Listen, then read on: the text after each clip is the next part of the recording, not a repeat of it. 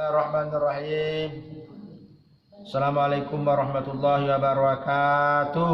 Waalaikumsalam warahmatullahi Di wabarakatuh. subuh ini mari kita sama-sama membaca kisah salah satu kisah sahabat.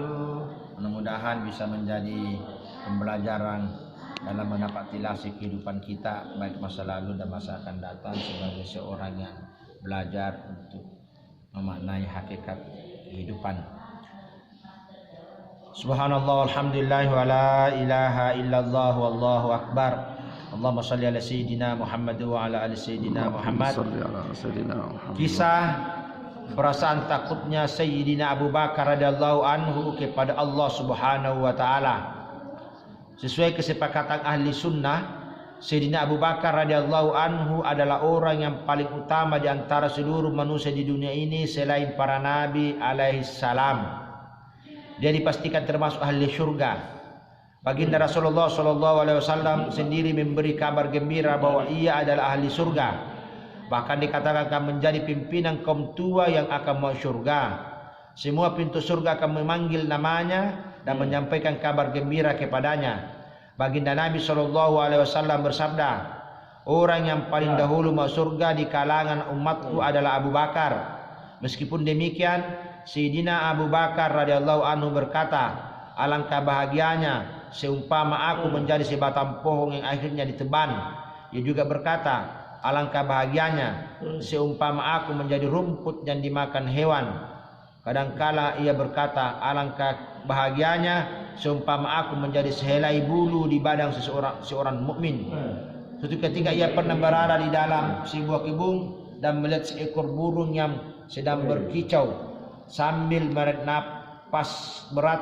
Sayyidina Abu Bakar radhiyallahu anhu berkata, wahai burung, alangkah beruntungnya hidupmu.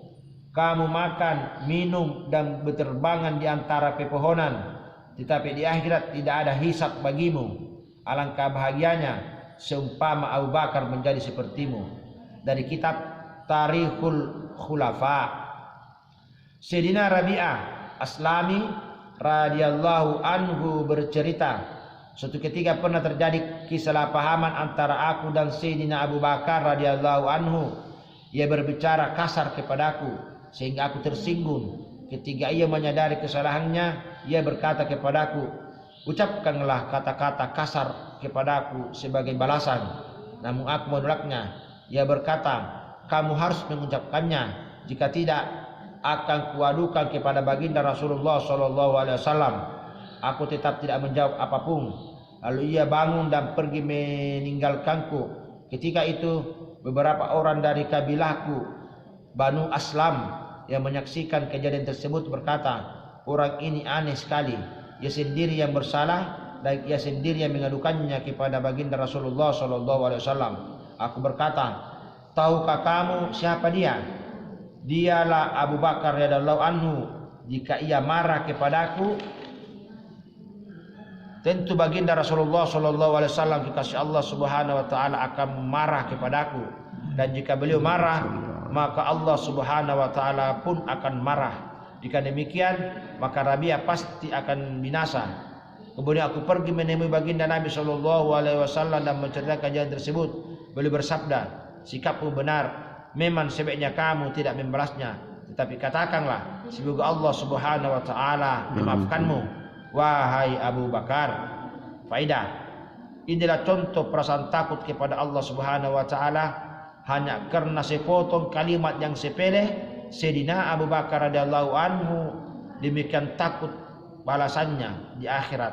Ia sangat cemas dan khawatir sehingga ia sendiri yang minta dibalas, bahkan mengadukannya kepada baginda Nabi sallallahu alaihi wasallam agar Sayyidina Rabi'ah radhiyallahu anhu membalasnya. Pada hari ini kita mudah untuk saling mencaci tanpa rasa khawatir sedikit pun akan balasan perbuatan kita kelak di akhirat atau hari hisab. Inilah kisah salah satu sahabat Rasulullah sallallahu alaihi wasallam.